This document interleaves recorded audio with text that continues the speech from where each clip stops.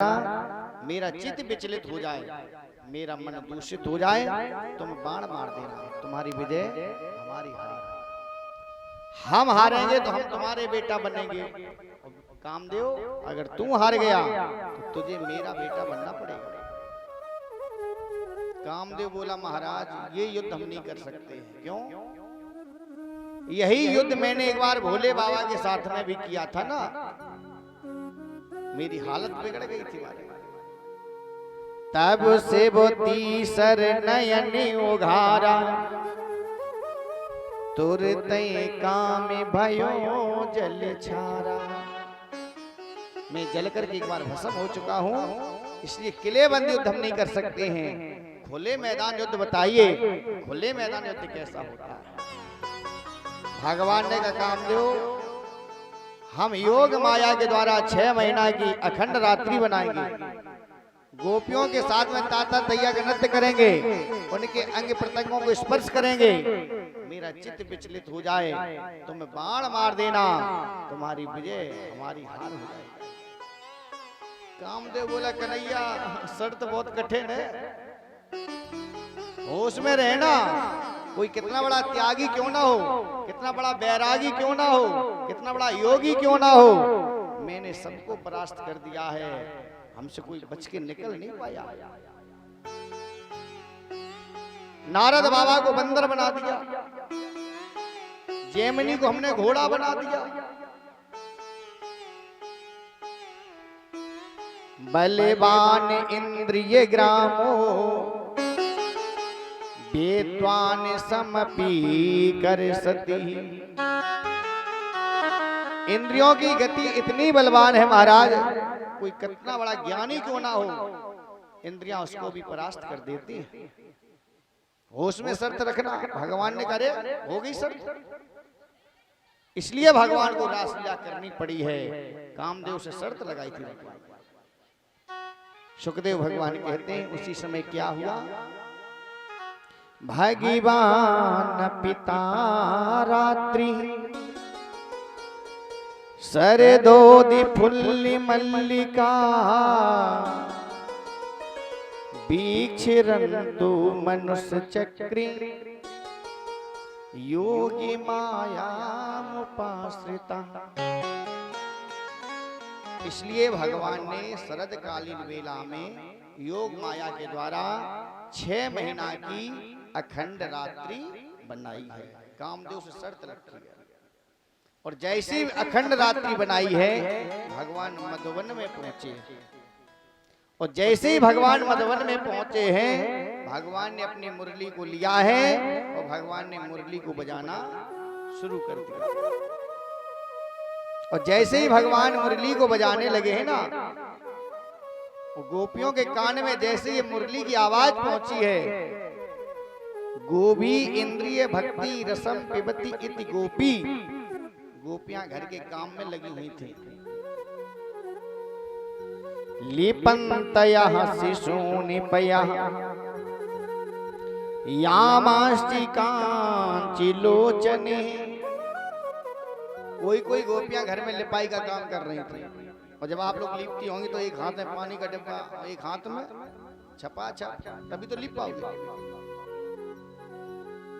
लिपाई कर रही थी। शिशून पया, कोई गोपियां तो अपने बच्चे को गोद में लेकर के अपना दूध पिला रही थी, और जो गोपियां विवाह और गोने में आई थी ना, वो 16 श्रृंगार कर रही थी। और जैसे ही मुरली की आवाज इनके कान तक आई है, तो गोपियां बिल्कुल पागल सी हो जाती हैं, शुद्ध बुद्ध भूल जाती हैं कि मुझे क्या करना चाहिए और क्या नहीं करना चाहिए। सुखदेव भगवान कहते हैं, गोपियों का क्या हाल हो गया है? बाजी बाजी शब्द अनेक बार आएगा, लेकिन प्रत्येक बाजी बाजी का अर्थ अलग अलग होगा। यहाँ पर श्लेष अलंकार का प्रयोग है। क्या हाल हो गया है? जैसी मुरली की आवाज गोपियों के कान में पहुंची, तो देखिए क्या हाल हुआ। अरे बाजी उठी धाई ओ बाजी द्वार देखी बेको आई, बाजी उठी धाई बाजी, बाजी उठी धाई बाजी, द्वार देखी बेको आई, बाजी उठे धाई, बाजी मुसिकाई सोने तान गिरी धारी, बाजी मुसिकाई सोने तान गिरे धारी की।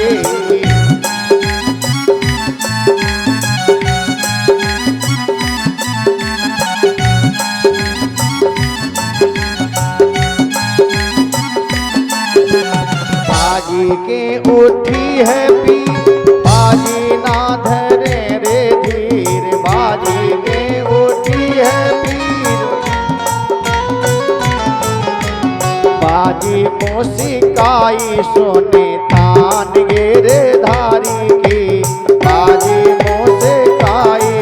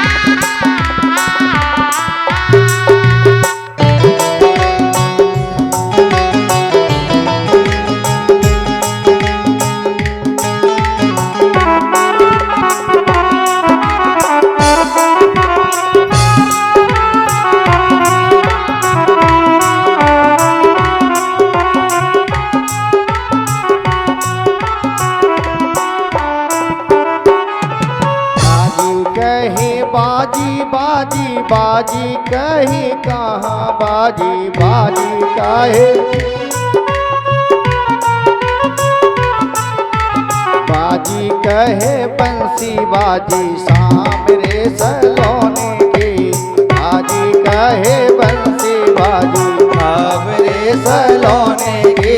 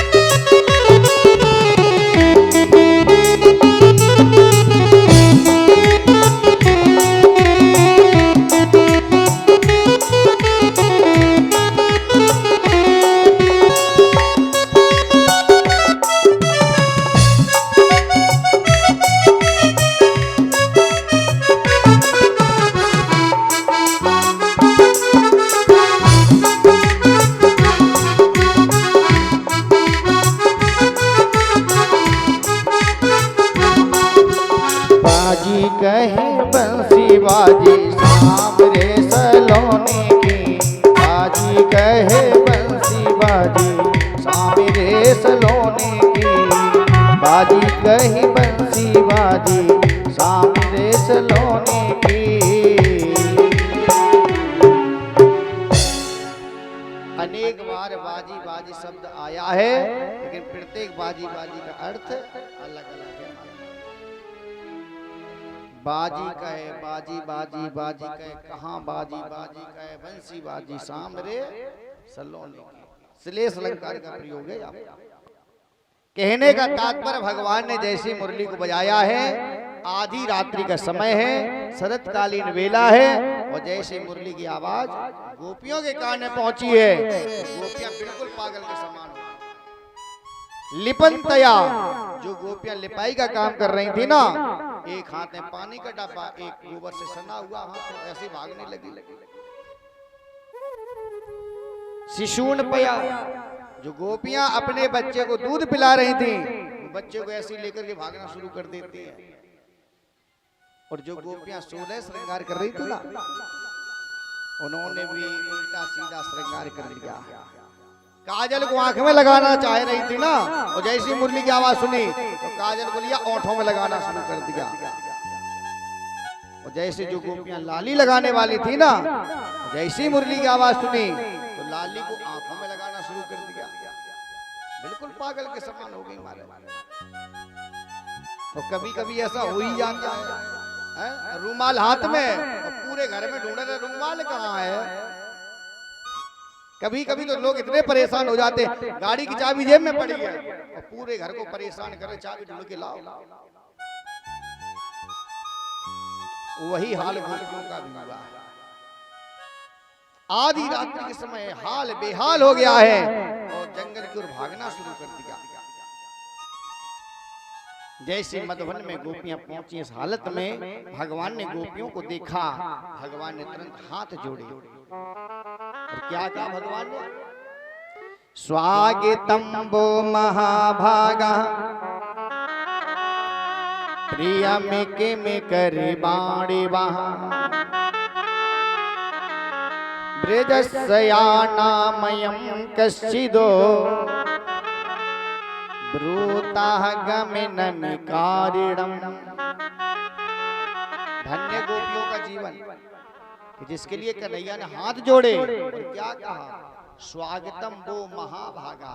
आइए गोपियों, आपका बहुत बहुत स्वागत है। आप केवल भगवान ही नहीं हैं, आप तो महाभागा महाभागशाली है। आइए तुम्हारा स्वागत है, सम्मान है। जैसे ही गोपियां खुश हो पाई ना, तुरंत ही प्रश्न बदल दिया। ब्रजस्यानामयं कश्चिद्। एक बात बताओ गोपियों, रात्रि का समय है और इस हालत में तुम दौड़ते हुई हमारे पास क्यों चली आ रही हो? क्या ब्रज में कोई विपत्ति आ गई है क्या? गोपियां बोली कन्हैया फालतू की बातें मत करिए, आपने मुरली बजा करके हमको बुलाया है, हम आए, आपने स्वागत भी किया है और स्वागत करने के बाद ये क्या पूछ रहे हैं? भगवान ने कहा हम ठीक ही पूछ रहे हैं।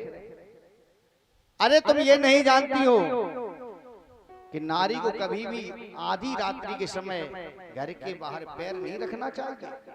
जब विवाह होता है ना, तो मंडप के नीचे भी ये वचन लिया जाता है और दिया जाता है कि आधी रात्रि में अकेले हम देहरी के बाहर पैर भी नहीं रखेंगे। और तुम लोगों ने सब ठुकरा दिया, भागती जंगल में चली आ रही। अरे तुम वापस जाओ अपने घर पर। क्यों? इस समय आप लोग स्वतंत्र नहीं हैं, इस समय आप लोग परतंत्र हो चुकी हैं। तुम्हारा कन्यादान तुम्हारे माता पिता ने कर दिया है। अब तुम्हारा ये धर्म बनता है, एक ही धर्म एक व्रत नेमा, काय बचन मन पति पद प्रेमा।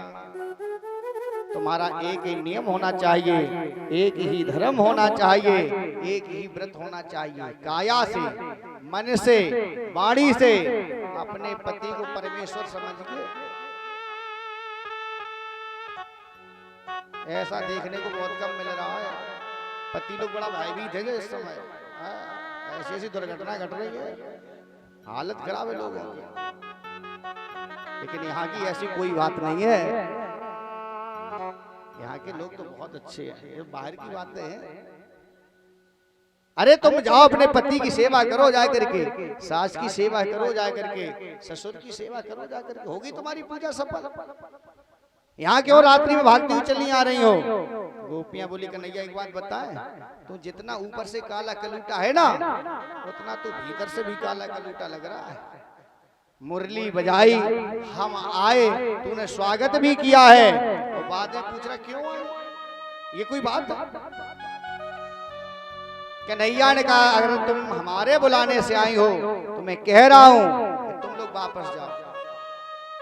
अगर हमारी बात मानती हो तो जाओ वापस। गोपी बोली ज्यादा बात ना करिए,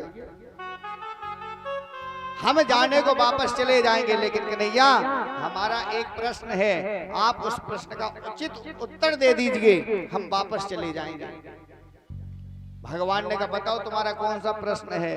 तो एक गोपी बड़ी चतुर है, गोपी बोली कन्हैया एक बात बताओ, एक गांव में एक पतिव्रता स्त्री रहती है, उसका नियम है जब तक पति की सेवा नहीं कर लेती है, जब तक पति को भोजन नहीं करा देती है, तब तक वो कभी भोजन नहीं करती। पतिव्रता स्त्री का ये नियम होता है। अरे समय बदल गया, उसके पति को परदेश जाने के लिए मजबूर होना पड़ा। तो पत्नी कहने लगी महाराज आप तो परदेश जा रहे हैं, जो मेरा अभी तक नियम चल रहा था ये नियम कैसे चलेगा। उसके पत्नी ने समझाया देवी ये समय बड़ा बलशाली होता है, वो समय हमेशा बदलता है, ये मत समझिए कि समय ऐसे ही रहेगा। पता नहीं परिस्थिति लोगों को कहां से कहां पहुंचा दे और क्या से क्या करना पड़े, ये कोई समझ नहीं सकता। हमको परदेश जाना पड़ेगा देवी, लेकिन तुम्हारा फिर भी नियम चलता रहेगा। पत्नी ने कहा कैसे नियम चलता रहेगा। तो उसके पति ने अपनी एक फोटो ली और पत्नी को दे दी, लो देवी ये फोटो रख लिया करना, जो भी सेवा तुम हमारी करती थी ना इस फोटो के सामने करना। जैसे भोग हमको पहले खिलाती थी तब भोजन करती थी ना, तो जैसे तुम भोजन बनाया करो, थाली सजाया करो और फोटो के सामने रख दिया करना, मेरा ध्यान कर लेना, उसके बाद भोजन कर लेना, तुम्हारा नियम हमेशा चलता रहेगा। ये कहकर के वो परदेश चला जाता है महाराज। उसकी पत्नी फोटो की सेवा करके अपने नियम को चला रही है। एक समय क्या हुआ, वो पतिव्रता स्त्री फोटो की सेवा कर रही है, महल के मुख्य दरवाजे की कुंडी भीतर से लगी हुई है, और उसका जो वास्तविक पति परदेश गया था उसी समय वापस आ गया। वो कुंडी बजा रहा है, आवाज दे रहा है, अरे देवी खोलिए, अरे देवी खोलिए। और पत्नी ने उसकी आवाज को सुन लिया। कन्हैया अब एक बात बताइए, उस पत्नी का नियम क्या बनता है, धर्म क्या बनता है कि फोटो की सेवा में ही लगी रहे, या वास्तविक पति दरवाजे पर भूखा प्यासा आवाज दे रहा है, उसके लिए कुंडी खोलनी चाहिए। अब आप बताओ मुझे। कन्हैया ने कहा इसमें क्या पूछने की बात है? जब तक उसका वास्तविक पति परदेश में था तब तक वो फोटो की सेवा करके अपने नियम को चला रही थी, और जब वास्तविक पति भूखा प्यासा थका हुआ दरवाजे पर आवाज दे रहा है तो पत्नी का धर्म बनता है और फोटो की सेवा करने का कोई मतलब नहीं, उसको तुरंत खड़े हो जाना चाहिए और कुंडी खोल लेनी चाहिए। गोपी बोली बस कन्हैया हार गए ना, आप हार गए हैं और हम जीत गए हैं। कन्हैया ने कहा क्यों? हम यही तो तुम्हारे मुंह से सुनना चाहते थे। जितने ये सांसारिक पति हैं ये फोटो के समान है, आप जगत पति हैं, तो क्या आप हमारे पति नहीं होंगे? तो जब तक आप जैसे जगत पति का सानिध्य नहीं मिला तब तक सांसारिक पतियों की सेवा करके हम अपने नियम को चला रहे थे। जब जगत पति सामने खड़ा हो तो बताओ ना, फोटो जैसे पतियों की सेवा करने का कोई मतलब निकलेगा? ऐसे पति को क्या बरूं जो जन्म में फिर मर जाए, ऐसे पति को मैं बरूं जैसे चूड़ी अमरे हुए जाए। ये सांसारिक पति बिल्कुल फोटो के समान है, इनका कोई भरोसा है कि कौन कब तक साथ निभाएगा? बताइए। कोई ठेका नहीं लिया इन लोगों ने कि जीवन पर्यंत आपका साथ निभा ही लें। अरे बहुत से लोग तुमसे पहले संसार छोड़ करके चले जाएंगे और बहुत से लोग भले ही मौजूद रहें तो उनकी आदतें इतनी बिगड़ जाएंगी कि वो बिल्कुल निभाने के लिए तैयार नहीं है। हमारा ऐसे ऐसे नशा होगा ये दुनिया में कि कोई किसी को निभाने की कोई गारंटी नहीं देता। लेकिन प्रभु जब तक आप जैसे साक्षात जगतपति का सानिध्य नहीं मिला तब तक उनकी हम सेवा करके अपने नियम को चला रहे थे। अब आप साक्षात जगतपति में लगे तो उनकी सेवा करने का कोई मतलब है क्या? भगवान ने हार स्वीकार कर ली। कामदेव ने कहा कन्हैया प्रवचन ना करिए, प्रवचन करने का समय नहीं है। क्या याद भूलेगा कि शर्त है हमारी तुम्हारी? करिए ताता थैया का नृत्य, करिए इनके अंग प्रत्यंगों को स्पर्श, देखो तुम्हारा चित्त विचलित होता है या नहीं होता है। आज भगवान ने कामदेव के लिए ये रासलीला की है। भगवान ने इतने रूप धारण किए हैं, इतने रूप धारण किए हैं कि प्रत्येक गोपी की कलाई को पकड़ करके कन्हैया नाच रहे हैं। रासलीला हो रही है और कैसे हो रही है कि रास रचो है, रास रचो है, रास रचो है, रास रचो है, यमुना किनारे आज रास रचो है, रास रचो है, रास रचो है, यमुना किनारे आज रास रचो है, रास रचो है, रास रचो है, यमुना किनारे कान्हा रास रचो है, रास रचो है, रास रचो है, यमुना किनारे आज रास रचो है, रास रचो है, रास रचो है, यमुना किनारे आज रास रचो है। सभी लोग आइए, जय हो।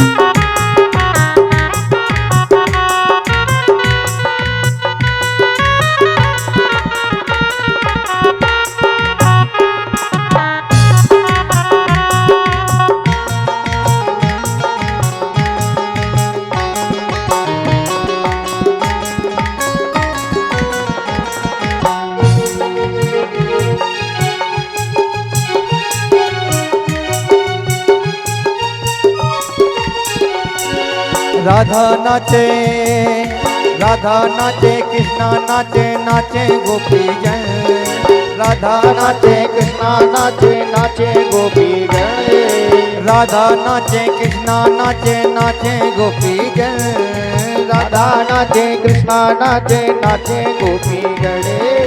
मन मेरो बन गयो सखीरी पावन वृंदावन, रास रचो है, रास रचो है, यमुना किनारे आज रास रचो है, रास रचो है, रास रचो है, यमुना किनारे आज रास रचो है, रास रचो है, रास रचो है, यमुना किनारे आज रास रचो है।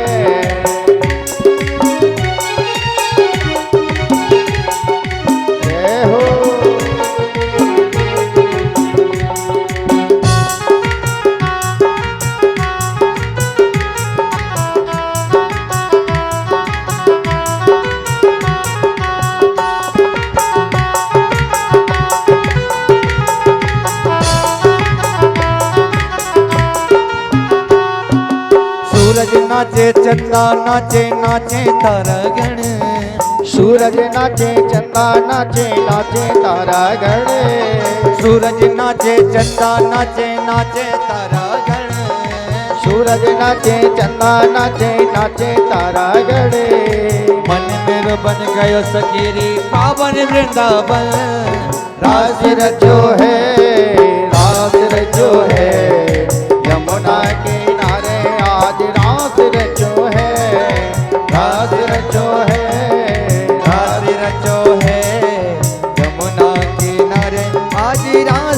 रचो है।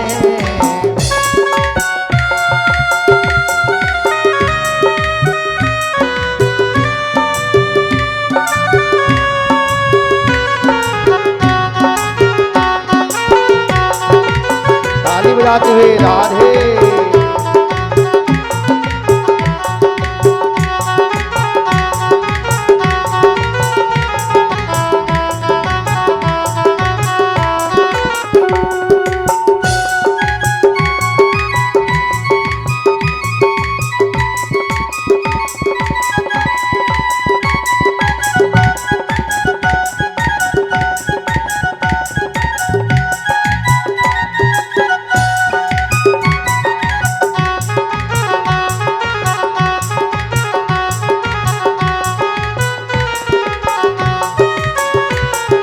गंगा नाचे यमुना नाचे नाचे तारा गण।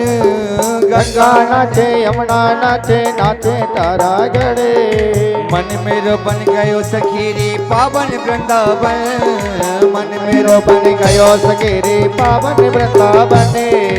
रास रचो है, रास रचो है, यमुना किनारे गाना रास रचो है। रास रचो है, रास रचो है, यमुना किनारे महारास रचो है। यमुना किनारे महारास रचो है। यमुना किनारे महारास रचो है। इसलिए भगवान ने रासलीला की है। कामदेव धनुष बाण लिए तैयार खड़ा है कि कन्हैया का थोड़ा भी चित्त विचलित हो जाए, मन दूषित हो जाए, हम बाण मार देंगे, हमारी विजय हो जाएगी, कन्हैया की हार हो जाएगी। इसलिए भगवान ने रासलीला की है। इतने रूप धारण किए हैं कन्हैया ने कि प्रत्येक गोपी की कलाई को पकड़ करके भगवान लीला कर रहे हैं, नाच रहे हैं। और भगवान ने कामदेव से कहा, कामदेव अगर मेरा चित्त विचलित हो जाए, मेरा मन दूषित हो जाए, तुम बाण मार देना, तुम्हारी विजय हो जाएगी, हमारी हार हो जाएगी। मार दो बाण। कामदेव बोला, महाराज बाण तो तब मार दें जब हमको बाण छोड़ने का मौका तो मिले। जब आपका चित्त विचलित ही नहीं हो रहा है, आपका मन दूषित ही नहीं हो रहा है, तो बताओ हम कैसे बाण मार दें। कन्हैया ने कहा, तो अपनी हार स्वीकार कर लो। कामदेव बोला, महाराज ऐसे तो हार स्वीकार नहीं करेंगे। क्यों? हम जानते हैं कि चित्त विचलित जब भी होता है, मन दूषित जब भी होता है, तो कभी चित्त विचलित भरी सभा में नहीं होता। मन जब भी बिगड़ेगा, एकांत में बिगड़ेगा। इसलिए आप अगर अपने जीवन को, अपने चरित्र को स्वच्छ रखना चाहते हैं, तो भागवत कहती है, चाहे जवान माँ क्यों ना हो, उस जवान माँ को जवान बेटा के साथ में एकांत में बैठ करके ज्यादा देर हंसी मजाक नहीं करनी चाहिए। चाहे जवान पिता और बेटी क्यों ना हो, इनको भी एकांत में बैठ करके ज्यादा हंसी मजाक नहीं करना चाहिए। चाहे जवान भैया और बहन जी क्यों ना हो, उनको भी एकांत में बैठ करके ज्यादा देर हंसी मजाक नहीं करना चाहिए। क्यों?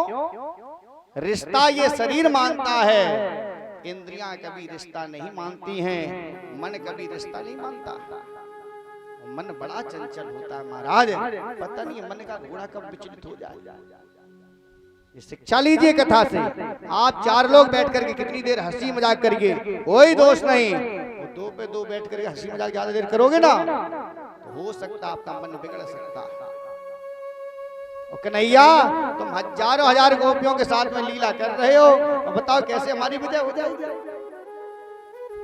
एक गोपी को एकांत में लेकर के जाइए, तो पता लग जाएगा कि हमारी विजय होती है या नहीं होती है। भगवान ने कहा, हम तुमको ये भी मौका दे देंगे। भगवान ने लीला रच दी महाराज। क्या लीला रची? नाच नाच में बढ़े गया गोपिन को अभिमान, लगी सोचने बेसभी हाथ हुए घनश्याम। अब भगवान ने ऐसी लीला रच दी कि प्रत्येक गोपी को ये दिखाई पड़ रहा है कि कन्हैया केवल मेरी कलाई को पकड़ करके नाच रहे हैं और कन्हैया किसी की कलाई को पकड़ करके नहीं नाच रही है। सबको लगने लगा महाराज, और जैसे ही सबको ये लगने लगा कि कन्हैया केवल हमारी कलाई को पकड़ करके नाच रहा है, तो सबको अभिमान हो गया है कन्हैया मुझे बहुत प्रेम कर रहा है, और किसी को कन्हैया प्रेम नहीं कर रहे, सबको अभिमान होने लगा। और जैसे ही अभिमान हुआ है तो भगवान कहते हैं सुनो राम कर सहज स्वभाव, जन अभिमान न राखे काहू। तो भगवान को मौका मिल गया है, अरे सबको अभिमान हो गया। अंतर्हृदय भगवते सहस्रे बेब्रजांगिना। जैसे ही सभी को अभिमान हुआ है भगवान को मौका मिल गया है, लेकिन एक गोपी ऐसी है जिसको अभिमान नहीं आया है, उसका नाम है राधा रानी। राधा रानी को अभिमान नहीं आया है और सभी को अभिमान आ गया है। भगवान ने राधा जी को साथ में लिया है और भगवान अंतर ध्यान हो जाओ।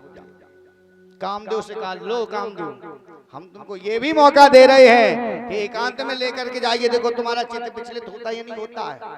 राधा जी को लेकर के जैसे कन्हैया एकांत बजाने लगे ना, अब राधा रानी थोड़ी दूर चली और राधा रानी बोली कन्हैया हमसे अब चला नहीं जा रहा। कन्हैया ने कहा तो हम क्या करें, अरे कन्हैया ना हो तो हाँ कंधे पर बैठा। राधा रानी ने जैसे ये कहा कन्हैया बोले राधा रानी हम तो छोटे हैं आप बड़ी हैं, हम कैसे तुमको बिठाएं कंधे पर, हम नहीं बिठा सकते हैं। राधा रानी बोली हमसे चला नहीं जा रहा है, हमारे पैर काम नहीं कर रहे, तो तुमको बैठाना पड़ेगा। कन्हैया परवश हो जाते हैं। कन्हैया ने कहा राधा रानी आप ऊंचे स्थान पर खड़ी हो जाइए और हम नीचे स्थान पर खड़े हो जाएंगे और तुम पैर बढ़ा करके मेरे कंधे पर बैठ जाना। और जैसे ही राधा रानी पैर बढ़ाने की तैयारी में है ना, कामदेव बिल्कुल धनुष बाण लिए तैयार, अब विजय हो जाएगी, अब इनका मन खराब हो जाएगा। और जैसे इसने धनुष बाण तैयार किया है और राधा रानी जैसे ही बैठना चाहती है, भगवान वहां से भी अंतर ध्यान हो जाते हैं। राधा रानी मूर्छित होकर के जमीन पर गिर पड़ी। कन्हैया कन्हैया कन्हैया तुम कहां चले गए, तुम कहां चले गए। राधा रानी भटक रही है। बंसी बट तू झुक कर कह दे, वह बंसी वाला कहां गया। हे फूल फूल कर बतला दे, वह फूल हजारा कहां गया। हे बंसी बट तूने मेरे बंसी वाले को देखा क्या, अरे तूने मेरे कन्हैया को देखा क्या। कन्हैया कन्हैया कन्हैया कह करके रो रही है राधा। कामदेव ने जैसे भगवान को देखा तुरंत धनुष को तोड़ करके फेंक दिया, मुकुट को उतार करके फेंक दिया और कन्हैया के चरणों को पकड़ लिया। प्रभु मुझे क्षमा कर देना, हमसे अपराध बन गया, हमने सबको जीत लिया है प्रभु, लेकिन हमने आपको जीत नहीं पाया है। कन्हैया ने कहा शर्त याद है ना। हाँ हाँ कन्हैया, अगर आप हार गए होते तो आपको मेरा बेटा बनना पड़ता। यहाँ पर आपकी विजय हुई है, हमारी हार हुई है, हम स्वयं आपके बेटा बनेंगे आकर। यही कामदेव रुक्मणी का पहला बेटा त्रिधुम्न बना करके, अगर कन्हैया हार गए होते ना तो कन्हैया को उसका बेटा बनना पड़ता। इसलिए केवल भगवान ने ये रासलीला की है और कोई कारण नहीं। भगवान ने इसीलिए अपने मुकुट में मोर का पंख लगाया कि 84 लाख योनियों में जितने जीव जंतु हैं सभी नर और मादा मिलकर के विषय वासना करते हैं, भोग विलास करते हैं, लेकिन मोर एक ऐसा पक्षी है जो विषय वासना का आनंद नहीं लेता है, स्वच्छ प्रेम करता है। भगवान कहते हैं जो लोग समाज में प्रेम करते हैं, प्यार करते हैं, स्नेह करते हैं, इनके बीच में विषय वासना नहीं आने देते हैं, वो लोग मुझे इतने प्यारे लगते हैं, इतने प्यारे लगते हैं, लाओ उनको अपने मस्तक पर स्थान देते हैं। ये कथा से शिक्षा लीजिए। अगर आपको पूजनी बनना है, सम्माननीय बनना है, भगवान का प्रेम चाहेंगे तो चरित्रवान बनिए महाराज। भगवान ने इसीलिए केवल मोर का पंख लगाया, और जिसका चरित्र गड़बड़ है ना वो कभी पूजनीय नहीं बन सकता, कभी सम्माननीय नहीं बन सकता। इसका प्रमाण है कि ब्रह्मा जी से थोड़ी सी गलती हो गई थी, अपनी बेटी सरस्वती को देख करके मोहित हो गए थे, मन दूषित हो गया था, तो लोगों ने ब्रह्मा जी को भी ठुकरा दिया। बताओ कहीं ब्रह्मा जी की पूजा हो रही है? हर गांव में भोले बाबा की पूजा, लक्ष्मी नारायण की पूजा, हनुमान जी की पूजा, देवी जी की पूजा, सबकी पूजा, लेकिन ब्रह्मा जी की कहीं पूजा नहीं हो रही है। पूरे भारत में केवल राजस्थान के पुष्कर में एक मंदिर है ब्रह्मा जी का, इसके सिवा कहीं ब्रह्मा जी का मंदिर भी नहीं मिलेगा।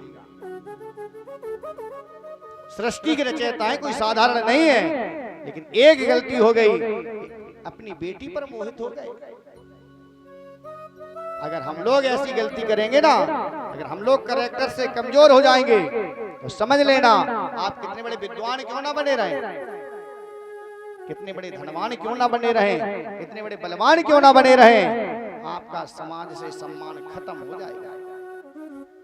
Character is lost, everything is lost. जिस व्यक्ति का चरित्र बिगड़ गया, समझ लेना उसका जीवन बिगड़ गया। भगवान ने इसलिए मोर का पंख लगाया, इसलिए समाज में ये विवाह की रीति चलाई गई है। एक नारी सदा ब्रह्मचारी। ब्रह्मचारी की परिभाषा ये नहीं होती है कि पढ़ाई ठीक से हो नहीं पाई, घर की व्यवस्था भंग है, खेती पाती कुछ है नहीं, विवाह हुआ नहीं, बोले हम ब्रह्मचारी जी महाराज हैं, और भटक रहे कहीं जुगाड़ बन जाए, शायद सच्चाई माई हो जाए तो ही जाए है? नहीं बड़ी व्यवस्था, हम ब्रह्मचारी जी हैं। ये ब्रह्मचारी की परिभाषा नहीं है महाराज। एक नारी सदा ब्रह्मचारी, जिस इंसान ने जीवन पर्यंत एक नारी व्रत धारण कर लिया है, सच्चा वही ब्रह्मचारी है। अपनी नारी के अलावा सबको माँ बहन बेटी के समान देखे, वही ब्रह्मचारी होता है। इसलिए समाज में विवाह की रीति चलाई गई है। हम आप ब्रह्मचारी बन करके भी अपने जीवन को व्यतीत कर सकते हैं।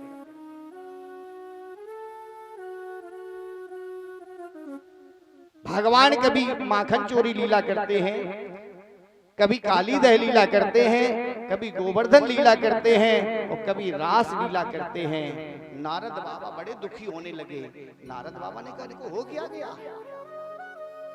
इनका अवतार हुआ है केवल और केवल कंस को मारने के लिए, और ये लीलाओं में लगे हैं। हमको लग रहा है ये याद भूल गए हैं कि हमको कंस भी मारना पड़ेगा, चलो लड़ाई शुरू करवाई जाए। ये सोच करके नारद बाबा ने तुरंत बीड़ा उठाया है। और क्या गा रहे हैं आप लोग भी बड़े भाव के साथ बोलेंगे। तुरंत नारद बाबा ने बीड़ा उठाया, वो कंस के दरबार में जा रहे हैं। और क्या गाते जा रहे हैं कि श्रीमन नारायण नारायण नारायण, श्रीमन नारायण नारायण नारायण, श्रीमन नारायण नारायण नारायण, श्रीमन नारायण नारायण नारायण, भज मन नारायण नारायण नारायण, भज मन नारायण नारायण नारायण, लक्ष्मी नारायण नारायण नारायण, लक्ष्मी नारायण नारायण नारायण।